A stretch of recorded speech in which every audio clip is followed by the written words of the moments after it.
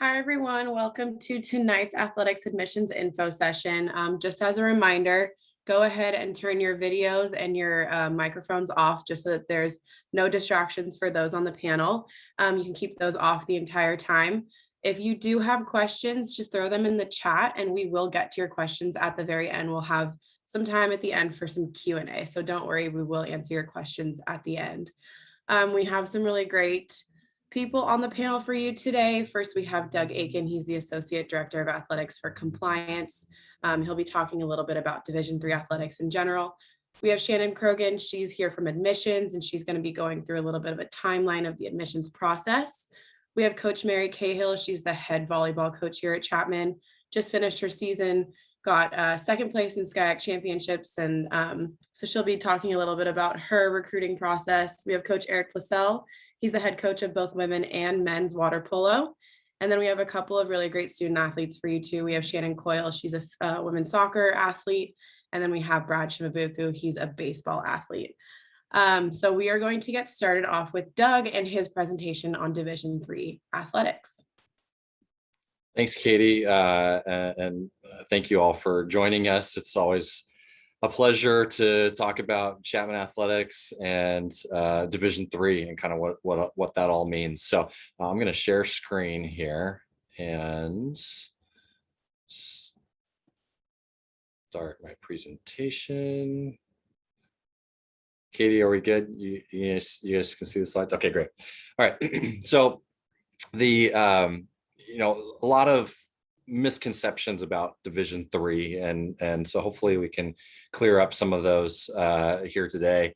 A lot of Division III kind of focuses on what it's not. It's not, we don't have athletic scholarships. There's a misconception that it's not very competitive, or that it's, anyone can walk on and it's this kind of just glorified intramurals. There's a misconception that it's low commitment, and it is definitely not as big of a commitment as Division I or Division II, but our student athletes commit to their sport almost at the same level as they are committing to their academics here at Chapman. It's really kind of a 1 and 1A. But what Division III does offer is balance. And so just this quote from one of our former softball players, she talks about the flexibility of Division III sports and the ability to continue achieving long-term and future career goals, both academically and athletically. So why do our student athletes choose Division III, and why do they choose Chapman? Well, for one, like I said, it's the focus. We'd like to focus on what Division III is, and it's a balanced student athlete experience. At Division I, the student athletes there that are receiving scholarships are committed to their athletic program year round. They're practicing in the off season as well as the traditional season. There's rules in place in Division III that permit us from practicing too much during the off season, and so that frees up our student athletes to be able to experience more of what Chapman has to offer, such as internships and study abroad opportunities in some cases, clubs and organizations, things like that maybe a Division I student athlete wouldn't have that opportunity to do. We're high academics. Chapman is part of a conference that has some really high achieving academic institutions, and Division III across the country features a lot of high academic institutions. It is competitive, and I'll get into it a little bit more, but on our call here today, we have a national champion from our baseball team in 2019. Like Katie alluded to, our teams competed for conference championships this past weekend. Both our men's and women's soccer and women's volleyball were in the conference championship tournaments this weekend. Our football team has been ranked in the top 25 in the country this year. So we're very competitive. Our coaches recruit. They're recruiting student athletes that are receiving, all league, all state honors back in high school and playing on high level club teams as well. And then Division III is non-binding. So we don't sign a letter of intent. There's nothing binding you to the team. And so unfortunately for us, we recruit some student athletes that get to Chapman and discover other things, and athletics no longer becomes their priority, and they're free to do that. They can opt out, and so it's not binding. So Division III, as I mentioned, does not have athletic scholarships. That's a Division III rule across the board. And so the same goes for Chapman. But over 86% of Chapman students as a whole receive some sort of financial aid. And I know that Shannon will get into that a little bit more, but our Chapman offers very generous financial aid packages, especially if you meet certain academic criteria coming in. The merit scholarships, as you see there, range from $12,000 to $36,000 a year. So that takes a significant chunk off of that overall price tag of admission. And so it's, that makes us much more affordable and kind of comparable to UCs, if you're comparing here within the state of California. Division III is the largest of all of the NCAA divisions, encompassing around 500 colleges and universities all throughout the country. And like I said, some of the highest academic schools in the country: Amherst out in Massachusetts, NYU, Emory down in Georgia, Claremont right in our backyard here in Southern California, Johns Hopkins, among many others, Washington University, Chicago U, all, excellent academic institutions. And we think Chapman's right up there with all of those. Like I said, athletics is just one of the components of your educational experience here at Chapman and at Division III, because for most of our teams, their season and their commitment to their teams is broken down into 18 or 19-week seasons. Typically, the traditional season, so for Shannon and our women's soccer team, their traditional season falls in the fall. They use 14 of their weeks in the fall season, the traditional season, and then they'll practice for just 4 weeks in the non-traditional season in the spring. And everything outside of that, again, the students are free to explore other opportunities, focus on their studies, and so forth. Because of that, the Division III philosophy is really to integrate our student athletes into the general student body and the campus at large.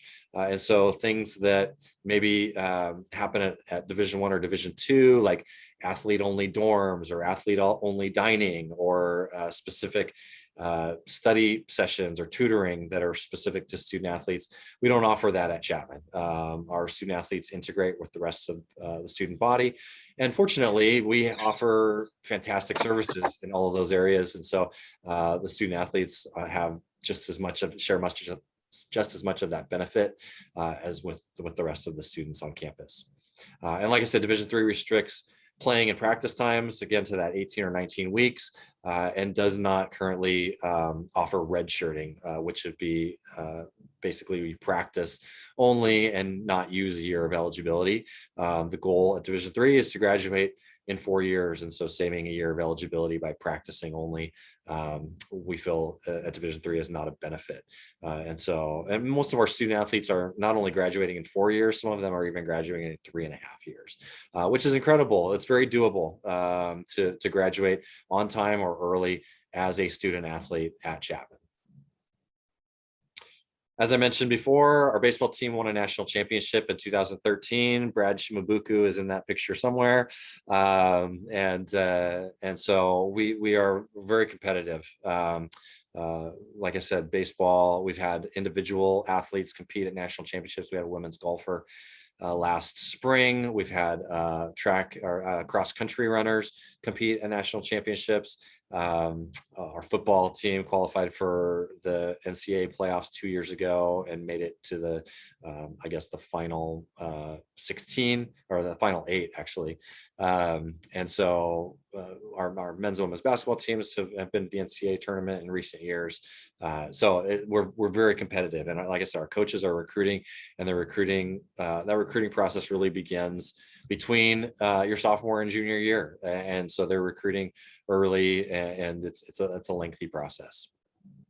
Chapman is one of 9 schools in the SCIAC conference, Southern California Intercollegiate Athletic Conference. And what's nice about that is the footprint of our geographical footprint of our conference is quite small compared to other conferences around the country. Cal Lutheran being the furthest away for us is less than 2-hour drive, depending on traffic, just north of LA from us. Caltech, Claremont, Laverne, Occidental, Pomona-Pitzer, and Whittier are all within an hour drive. Redlands is probably about an hour drive as well, depending on traffic. And so what that means is it's really not a lot of missed class time. Our students are able to stay in class. And if we're on the road for a weeknight game, they're only maybe, if they're scheduled for any afternoon classes, they're not missing a whole lot. And some of our teams will travel out of the area and get on a plane and go to the Northwest Conference. As you can see there, some Division III schools, there's some Division IIIs in Texas, and on rare occasion, our teams will get on a plane and fly, but that doesn't happen very often. UC Santa Cruz is also a Division III school here in California as well. The admissions process, like I said, our recruiting calendar, our coaches are allowed to contact student athletes beginning in the summer after their sophomore year, between their sophomore and junior years. And so that's really when things start to accelerate. And hopefully during your junior year, the coaches are communicating, maybe bringing you on campus for a visit, getting out to see you play, so that hopefully all of that recruiting is done by the fall of your senior year so that you can apply. And I know, again, Shannon will talk more about that. If you are interested in competing at Chapman and are not in touch with coaches yet, I encourage you to do that as soon as possible. Our coaches, because we are Division III, we don't have large recruiting budgets where our coaches can travel all around the country and see student athletes in other locales play and compete. And so it's really important for you to make that initial contact, to reach out and let our coaches know that you are interested.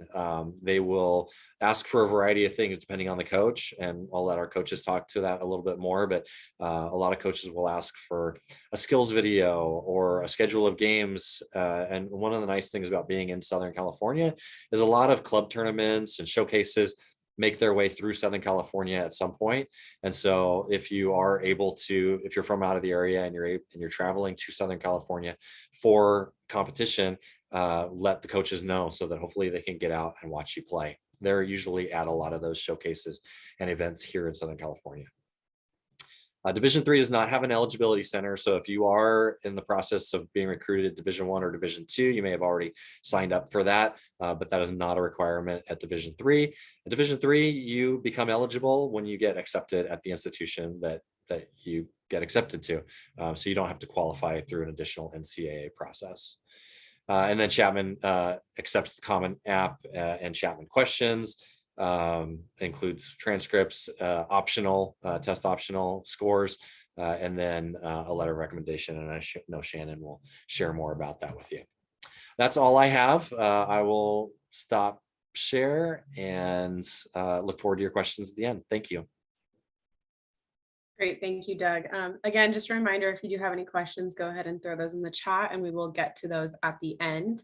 Now you're going to hear from Shannon Krogan. She is here from admissions and she's going to give a little presentation on the admissions timeline.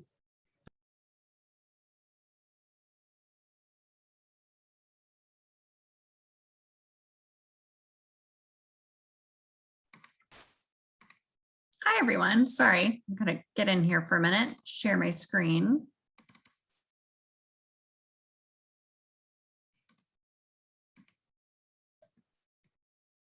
Everyone can see me okay? All right, perfect. Good evening, everyone. I almost said good morning. I feel like I've been sitting in this same chair all day today.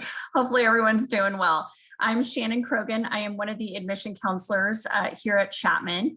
Our undergraduate admission office really works with both incoming students from the high school realm and also the transfer realm. So this is our admission timeline, which is very timely, so to speak, because we're really in the thick of things right now.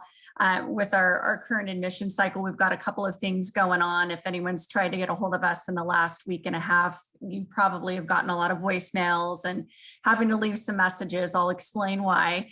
I'm going to go through the kind of the red numbering on here a little bit first, or the red lettering, and then I'll jump down to the blue because I know we may have some transfer students listening in on this session as well. As Doug mentioned, Chapman University utilizes the Common Application for Admission. The Common App is a centralized application that a lot of private institutions use, so that you could fill out one Common App and send that out to multiple institutions, which is great. It's not uncommon that the Common App will have a set of specific questions for each university. Doug alluded to that as well too. So we've got the Common Application that generally for our high school students, basically usually will open up on August 1st, right before the senior year starts. Chapman has basically 2 admission deadlines for high school students. We have November 1, and then we have January 15th. This would be this senior year. Those are the deadlines that we share with the high school students. And then if admitted, it is a May 1 deposit deadline. I'll go over the differences between the application deadlines on the next slide. Jumping down real quick to the dates in blue or turquoise, I guess, we have 2 cycles for transfer students. So we actually bring in a transfer class in the middle of the year in the spring, and also in the fall with the new freshmen. So we utilize the Common Application as well for the transfers. There's a version for first year and a version for transfers. The spring application usually opens as well on August 1st. Deadline is always October the 15th for that spring cycle. Application will open up in the middle of November for transfers with a deadline of February 15th for the transfers that are looking at the fall, entering in the fall semester versus the spring. We'll talk a little bit on this next slide again about the differences between the deadlines. I just want to emphasize real quickly that the transfer students will only have one application deadline. They'll have that October 15th in the spring or February 15th in the fall. So it's a little bit more streamlined for the transfers. We have more volume coming through on our high school applicants, so we have a couple of different deadlines to pay attention to. Speaking of the deadlines, so we've got November 1st and January 15th. This would be of your senior year of high school. Some of you are in the thick of things right now and in this process, and some of you might be a year or 2 out. I don't foresee that these deadlines are going to change anytime soon. They've been pretty consistent the last couple of years. So if students are applying in their senior year of high school on November 1, you have 2 options. You have an early action option that you can check for November 1 or a early decision option for November 1. So if applying for November 1, you have to select either early action or early decision. So the difference between the two is the binding admission policy. And this may be some familiarity with some of these terms a little bit for other schools as well too. If you're applying for early action and you end up getting admitted, it's non-binding until the 1st of May. So if you get admitted, you've got several months to visit, hear back from financial aid, wait to hear back from other offers, visit, ask questions, visit. We love it when folks visit. So that's a non-binding admission policy. You can apply to other campuses for early action. There's no restrictions on that. If you decide to apply for early decision on November 1st, that is the binding admission agreement, meaning if you get admitted for early decision, you're basically committing yourself to making a decision right then and there if you're going to be attending Chapman or not. And if so, you're having to let go of your other applications at other institutions, possibly before you've heard back from all of them. So the early decision is quite different than the early action. The way I counsel high school students is if we are in your top realm of schools that you're excited about, colleges that you're excited about to apply into, I think early action is great. You find out early on in your senior year if you've been admitted, and then you have the whole winter and the spring to kind of make that enrollment deposit decision. If you are curious about other schools, you also want to hear back from them as well, completely understandable. Early action is probably the way to go. If you are very set on Chapman, you don't care about hearing back necessarily from other colleges, Early decision might be the better way for you to go. So it's a little bit of a decision that you have to make when you hit that November 1st deadline. There are certain majors, and they're listed here, that we really, really promote applying into for November 1 versus waiting for the regular deadline of January 15th. The majors all stay open for that January 15th deadline, but the majors that are listed on this screen, we really, really promote doing a November 1st application timeline, whether it's early action or early decision. These majors have space capacity issues. There are more competitive programs for admission, and it's kind of the early bird gets the worm, so to speak. So it's better to hit that November 1 if you can. For those of you that miss November 1, we also have a January 15th deadline of the senior year for high school seniors applying for the following fall. January 15th is non-binding. So again, if you get admitted on that January 15th timeframe, you still have until the 1st of May to make your enrollment deposit decision, but those decisions don't go out to you until about the middle of March. So your time frame to kind of make a final decision on where you're going to go is a little shrunk when you wait to apply for early, when you wait to apply for regular versus early. If this was a live interactive session, I'd have everybody raise their hands, but typically we get the majority of our decisions, our applications in the regular applicant pool of January 15th. So when do you think we're a little bit nicer, a little bit more flexible, a little bit more open? It tends to be more in that November 1st realm versus the January 15th realm. I'm not saying that to scare folks. If they miss the November deadline, that's okay. You still have till January 15th. But if you think about it from our perspective, we don't know what that regular applicant pool is going to look like. We don't know what the profile is going to look like. We don't know what the volume is going to look like. So if we've got good students applying in that November realm, whether it's early action or early decision, we're going to probably be doing more admitting and less denying in the early stages of things than we do later on for that regular decision deadline. So just something to think a little bit about there when kind of deciding between the two deadlines. When it comes to applying, Doug mentioned this, we're on the common application. Embedded in the common application when you select Chapman are some Chapman specific questions. The common app itself is pretty generic, pretty basic. It's a lot of just basic demographic information. These specific university questions, whether it's Chapman or Pepperdine or USC or Santa Clara, they're going to hone in a little bit more on reasons why you might be looking at Chapman specifically. So we're really here to kind of assess a little bit of that fit and that match. Are you a good fit for us, but are we a good fit for you? So we want to know things like, what do you want to major in at Chapman? Have you visited or interacted with us at all virtually in some space? Are you being recruited by one of the coaches? Do you have friends that go to Chapman, connections at Chapman? So that's what some of those Chapman questions are embedded into the common application. So we get a better sense of who you are as an applicant. And again, if that fit and that match is there. There's some of this in the presentation, some of us that'll be also doing a creative supplement.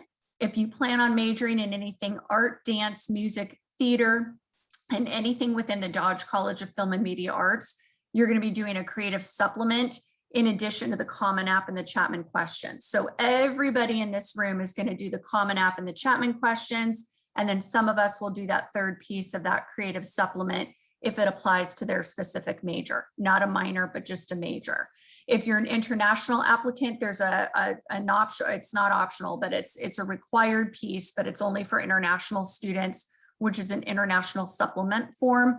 That's part of our common application process.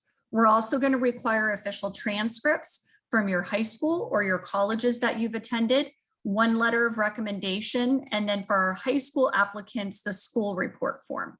The letter of recommendation for our high school applicants can come from a counselor or any sort of teacher at any level in your high school. So it can come from someone in your freshman year all the way up to your senior year or one of your high school counselors. We'll read up to 2 letters of recommendation. The system will only hold for 1. So as long as we get 1 in, that kind of section on your application is completed. But again, we'll read up to 2.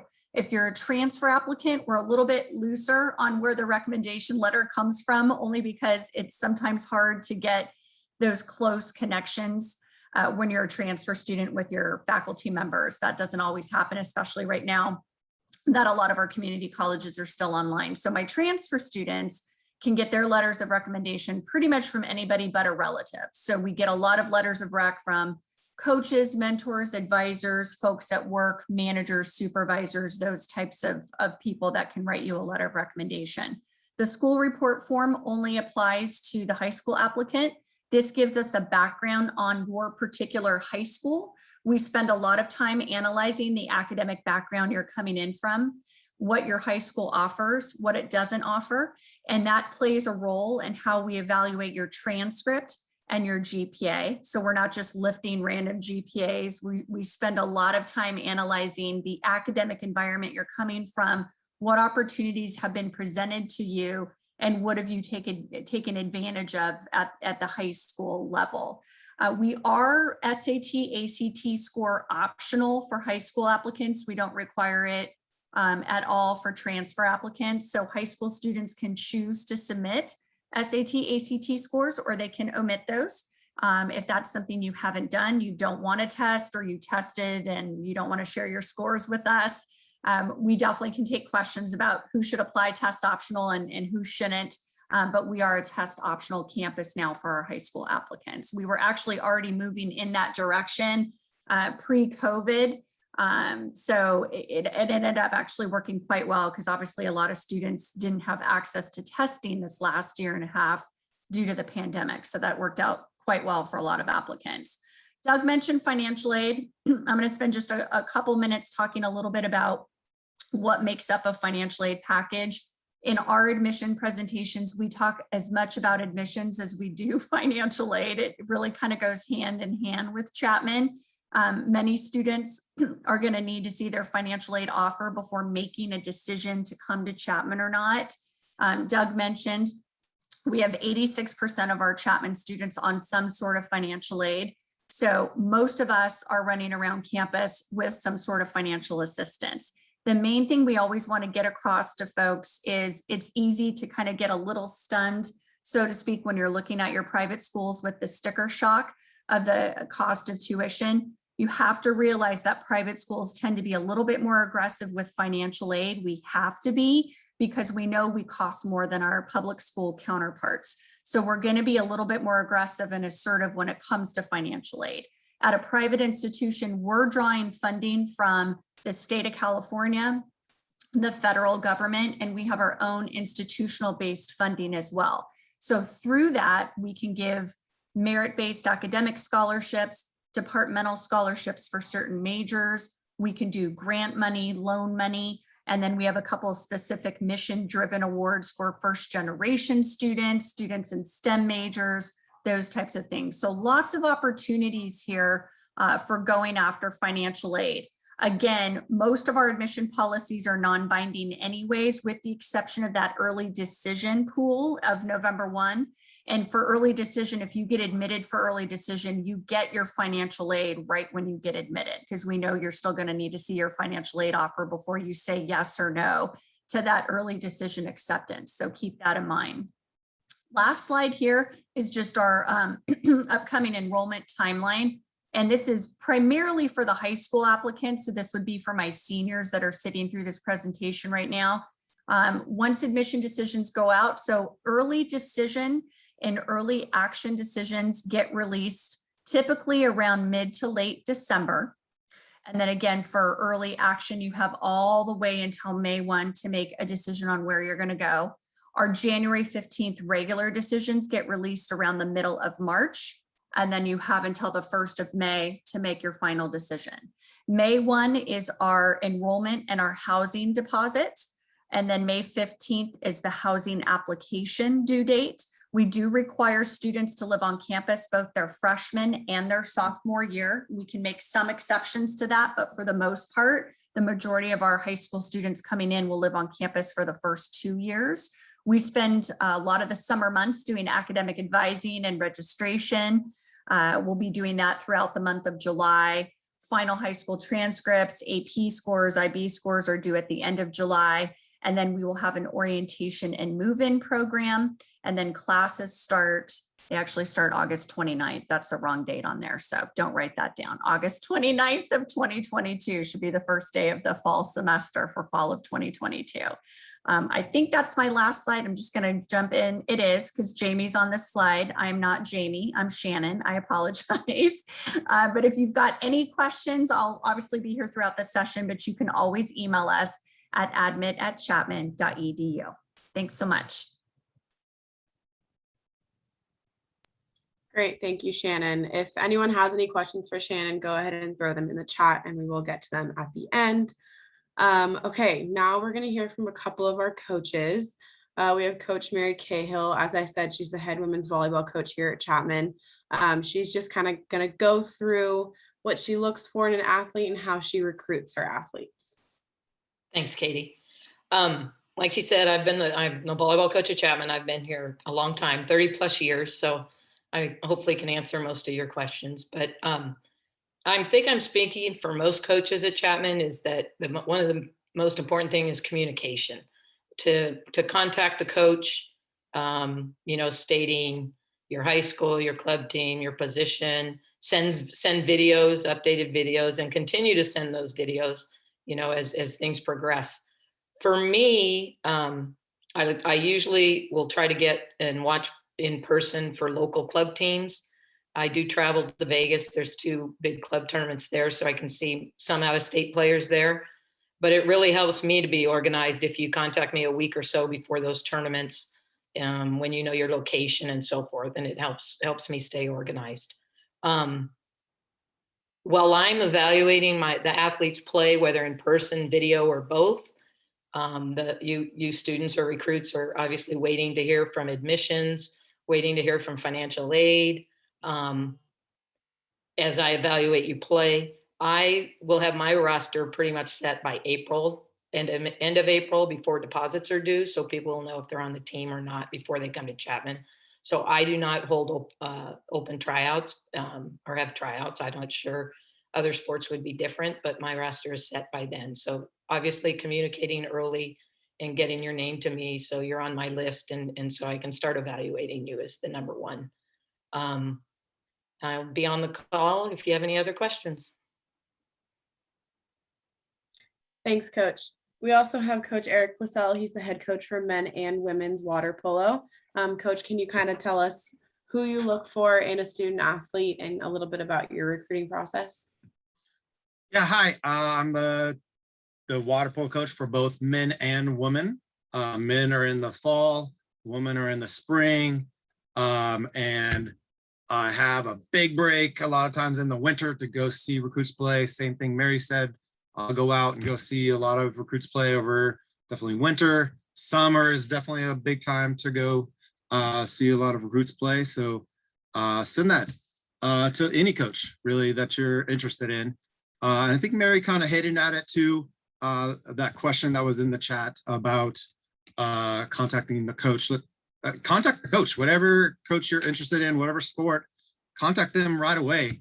None of us want to have you just show up the first day and be ready to go. No, we want to communicate with you about updates for the season, about stuff that's coming up, for paperwork too that we need you to have. So contact any coach beforehand, even if that meant the coach hadn't contacted you first. You fight for yourself. That's a big thing too for any of us. We want to hear that you really want to be here, and admissions does the same thing too. They want to fight for people that really want to be here, and same thing for me too. I want people that are going to fit here with the school, and first of all, it's going to be academics too. That's the first thing we're going to look at too, is that you can even get accepted to, that we have the majors too for you. But the big thing for us is to bring you here. This is such a beautiful school. And once you come here, you get stuck here and really want to be here. You can see our pool is amazing, and I think one of the best pools in the nation. But the whole school is beautiful here. The dorms, some of them are brand new. Science center's amazing. It feels like there's always some type of construction going on, and they want to make sure you get a great experience here. bringing you here. That's the big thing. We haven't been able to do like official recruit trips where you spend the night because of COVID, but just come here, see the campus, talk to me, and maybe even meet some of the players, maybe sit in a practice or even a game too as well. So that's usually my recruit process, plus all the app deadlines that Shannon went over to, which I don't need to go over that, but please contact any of these coaches that you're interested in talking to. But that's it for me. I look forward to answering any questions any of you have. Great, thanks, Coach. Now we're gonna toss it over to our student athletes. First, we have Shannon Coyle. As I said, she is on the women's soccer team here at Chapman. Shannon, can you kind of tell us a little bit about how you were recruited, your application process, and then what it means to you to be a Division III athlete? Yeah, definitely. So when I was in high school, I didn't really know what I wanted out of college. I wasn't really set on playing soccer in college, thought that I might just want to go to school for school because I really didn't want to get stuck just being an athlete in school. I wanted to have the whole college experience. So the summer after my junior year, I was at a soccer showcase, and one of the coaches at Chapman came up to me, told me he wanted me to come tour the school and that he wanted me to come to recruit weekend, which is where you stay the night with some of the girls on the team and then you do the ID camp that weekend. It's super fun. And I had heard of Chapman just because I'm from the Bay Area, San Jose, California. So a lot of people from my hometown come to Chapman. But I had never really looked into it or been. And so I visited later that summer and loved it. The campus is beautiful. If you haven't visited, you really should. And just really liked everything I was hearing about it, but hadn't really figured out what I wanted out of college. And so didn't know right away that that's where I wanted to go. I didn't know if I wanted a big school or a small school or where I wanted to be or anything like that. It took me a little longer to figure that out. Went to the recruit weekend. It was awesome. It was really cool getting to meet a lot of the girls on the team. And I think that's what really sold me on it, is meeting the girls and finding out that all the stuff they tell you on the tour and like in the presentations really is true. Like all these girls, we'd walk around and they would know so many people, and it felt like they like mattered on campus, and they were all getting to do everything they wanted to do and have this full experience that I really wanted. And their academics were so personalized, which I think is super important and has been really awesome for me. And even if you're the exact same major as someone else, if you're passionate about something different, your career can look totally different than theirs, which I thought was really cool. And so I ended up applying to Chapman Early Action. I applied to a bunch of other schools just for academics, pretty much. Chapman was the only place I was really looking at for soccer, and I didn't decide fully that I wanted to go to Chapman and pretty much that I wanted to play soccer in college until around April. And that's when I like made the deposit, decided I was coming, and it has been one of the best decisions I could have possibly made. I think one of the really special things about Division III sports that Doug kind of touched on is that you get to do everything. Like, for example, I'm an applied human physiology major and I'm double minoring in computer science and disability studies. So I've gotten to do everything academically that I could have possibly wanted to. I've gotten to keep playing soccer. I'm in a sorority, I'm in clubs, and I like still have time for a social life. So you really do get to be more than just an athlete in college, which I think is really special and something that you should really take advantage of while you're in college. Another thing is that in D3 sports, because you're not getting any money to play, everyone is there because they really love the sport and because they love the team, which I think, especially in our campus, makes the teams really special. And I know, like for me, I absolutely love my teammates and they're like my second family here. And it's because we're all here because we really want to be and because we care about what we're doing and we care about each other. And like, if you don't have all those things, there's really no reason for you to be there, which I think makes it really special. And specifically at Chapman, it's super fun to play for a school where you know people and people come to the games and cheer for you because they know you, because they have class with you, and like because they've met you in their classes, and like your friends can come to games. And I think it's really cool to just represent something that you feel so a part of. And I'm really enjoying my time here, and I'm excited to answer any questions you guys might have for me. Awesome. Thank you so much, Shannon. Next, we're going to hear from Brad. Brad is again he was a member of the 2019 baseball national championship team. Brad, can you kind of do just what Shannon did? That was amazing, Shannon. Thank you so much. Kind of just go through a little bit about your recruiting process and also what it means to you to be a Division III athlete. Yeah, hi guys, I'm Brad Shimabuku. I'm a senior here at Chapman. My major is business administration and minoring in data analytics. My recruiting process started my junior year. I knew I was decent at baseball, but I wasn't sure if I wanted to play at the next level. So I kind of reached out to schools where I thought I could play at, and I emailed Coach Laverty, sent him my schedule so he would know where I would be in the summer or in the fall. They saw me at, there's a big showcase in Arizona called the Arizona Fall Classic. They saw me there, and then they told me to come to the prospect camp, which I think is super beneficial if any other sports have a prospect camp, because it shows initiative that you want to play at the school in front of their coach. So I went to the prospect camp, did well there. They kind of told me I had a spot, but obviously there's no money. So I waited for the financial aid. I applied early action and just decided I probably wanted to continue my career here at Chapman. I had a few previous teammates from high school already at Chapman, so I kind of knew it was a good fit. Chapman baseball is a highly competitive program. We're usually ranked in the top 25 in the nation for Division III every year. But yeah, but the other thing I based my decision off of was if there was no baseball, would I be able to see myself at Chapman for 4 years academically? And I was able to see that it has very good academics. There's no real big class size. It's always ranging from like 30 to 50 kids per class. So it's very personalized. There's no big lecture halls where you're going to get lost. And yeah, best part about being a Division III athlete, I would say, is being able to balance the academics along with the athletics. If you manage your time well enough, you'll definitely have a good balance between the two, which is really important for me because I value academics very highly, probably over sports. So yeah, if you guys have any questions, please feel free. Don't hesitate to ask. Great, thank you so much. Okay, so now we'll get to the Q&A session. We do have a few. I know our coaches kind of answered the first question about walk-on to try and make the team. Just based on my experience, it varies from coach to coach. They kind of said, establish that communication as soon as possible if you are interested in the program. Doug, do you have kind of an official walk-on policy?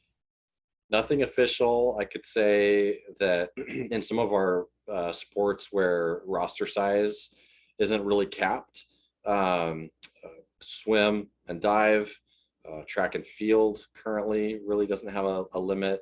Football, those are sports that you probably could try to walk on, show up, day one, and try to make the team, but not advised.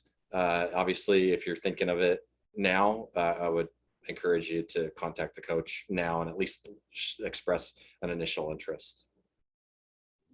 Great, thank you. Another question we had is, what is the best way to contact coaches? Doug threw in the chat, he put in our staff directory. It has the emails and phone numbers of all of the coaches we have at Chapman. He also put in the prospective student athlete questionnaire. Once you fill that out, that actually goes to the coach of the sport that you put on that questionnaire. So that's a great way to get in contact with some of our coaches.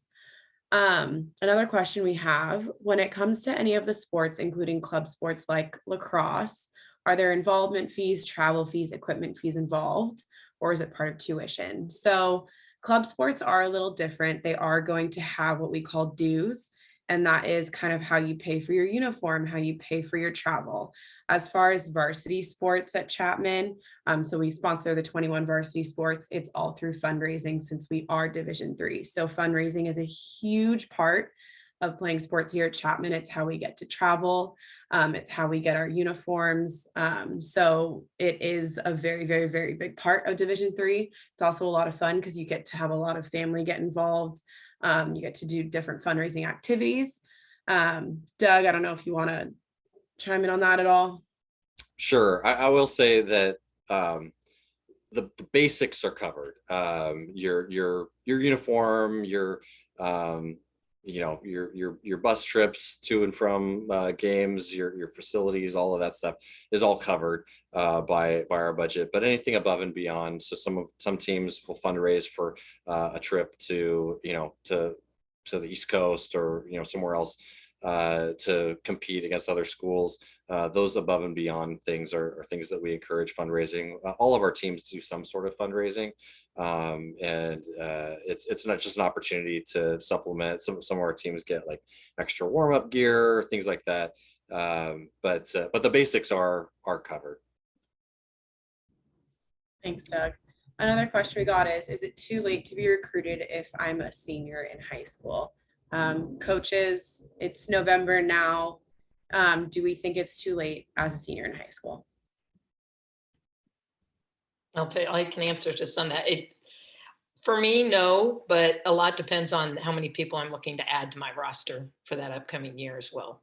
Sometimes I can add 7 to 8 players. Sometimes I add 2 or 3, and I'm pretty, a lot of my decisions might be pretty close to being made. But like I said, I go out there, club season for volleyball is just starting up in December. So I'll go out and really get into watching them and making decisions by then. Yeah, I feel the same way too. I don't think it's too late if a senior. I feel like every week I'm getting a few more new seniors contacting me. So I don't think it's too late for any senior to contact me right now. Yeah, I think the key to that is just communicate as much as you can. Can you play multiple sports such as soccer and track? Yes, it is doable. Again, with the communication piece, just making sure you're talking to both coaches. We've had some incredible athletes play multiple sports here at Chapman. It is a commitment because you're committing to your sport full year round as well as your academics. But again, if you're talking to both coaches and they're open and willing to help you through that, it is something that has been done quite a bit in the past. Again, Doug, if you want to chime in on that, I know Mary has had a volleyball player who also played basketball, so she could also chime in as well. And ran track. Yeah. Not the same, didn't do basketball and track, but yeah, we currently have a cross country runner who will play lacrosse for us in the spring. I know Coach Placel, sometimes you get water polo who also swim. That's a little bit more common, but still is double the commitment, double the time commitment, and there's overlap in those seasons too, which creates some issue. But yeah, we do. The key, as Katie said, is that communication, because some coaches want your commitment to their program, and so sometimes there's some sacrifices that need to be made, but as long as that communication is open is the key.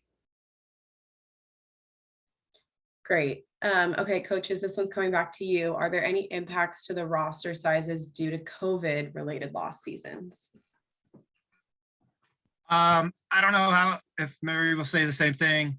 I think Doug kind of said it too. Like, most people graduate on time here or early. Who's going to stay for that 5th year? We rarely will. If it is, they'll be here for masters. We have a great business school here, and I have one grad student right now who's using the 5th year. I'm going to have one of my goalies who's going to apply, but won't know till March or April if he even gets admitted to it. So most people finish. Of my guys that I have 7 seniors. 5 of them are all done in December in 3.5 years. And that happens a lot here. So I think it's going to be very rare that we're going to need that extra year of eligibility. And I'm in the same boat as Coach Placel. I have 3 seniors. None of them are going to stay the extra year. Actually, like he said, I have one graduating in December, and they're just ready to move on. So I haven't had anybody as far as juniors even ask about the extra year yet or anything like that. So it hasn't impacted my team. It could be just different teams, or just it may impact them differently. by the way, that senior who's graduating in December, 4.0 GPA. I hope I don't jinx it. And it has been she was all conference player of the year this year. So, you know, to speak to our student athletes and what they're capable of, you know, to graduate in 3.5 years and play a sport at a high level, that's not uncommon. Yeah, thanks, Doug. Okay, so we got another one. Doug, do you know when the overnight recruit visits are going to start up again? Good question. You know, I will say with regard to overnight visits, a lot of our coaches don't offer overnight visits, and the reason for that is that crosses a line into, now it becomes an official visit, and as an NCAA recruit, you only are allowed 5 official visits, and typically Chapman's not a place that, you know, students will want to use one of their official visits, and we sometimes will discourage it just because we feel like we can get you a really good experience and get to know what Chapman's all about in a day. And also, just to be honest, overnight visits tend to open up some liability issues that we like to avoid if possible. So not to say that they won't come back. We're not jumping at the opportunity to have a student stay overnight with us just yet, though. Great, thank you. I am just going to ask a few questions that we've had, very common questions in the past. Shannon, you mentioned that you're in a sorority. You are a major with a double minor. How do you manage your time? Do you have any like tips and tricks? Is it easier in season, out of season? How does that kind of work for you? I would say it's definitely a lot of time management. I personally think it's easier in season because even though you are busier, you're on such a regimented schedule that it's like, okay, I go to practice and then I have 2 hours that I have to do homework because I have no other time to do it. And it kind of forces you to be on top of things in order to do everything you want to do. Whereas in the off season, it's really especially for us because we're in fall, you come in and you're in season right away. So my first spring semester was the first time in college I'd ever really had free time, which was kind of weird. And you just have to like be super disciplined about it, I think, and like set times to do things. But I think that if things are a priority to you and you do want to do them all, it's totally possible. But it is completely on you to get it done and to find times to do that. But as long as you're dedicated to doing that, it's super doable. Great, thank you. Okay, we got another question. Coaches, do you ever recruit without getting to see a high school student playing their sport in person? I'm assuming you obviously did this over COVID, so how did that kind of work? Definitely. I don't get to see everybody play in person. As Doug said, our recruiting budgets aren't huge. So unless you're local or like I mentioned earlier, your club team goes to the Vegas tournaments, I probably won't get to see you play, but video is fine. And as long as you keep updating them and communicating, I've had several people be on the team that I only saw on video. Yeah, same thing for me too. During COVID, there were a few tournaments that were happening in Texas and Florida because Texas, Florida was a little open. What they were doing a good job of, that was streaming a lot of those games for me, and that was very handy to be able to see that. If there are streams, send them out to the coaches. But yeah, I've plenty of guys and ladies that came in here that I didn't even get to see play, maybe ever. But a lot of it was video that they did send me.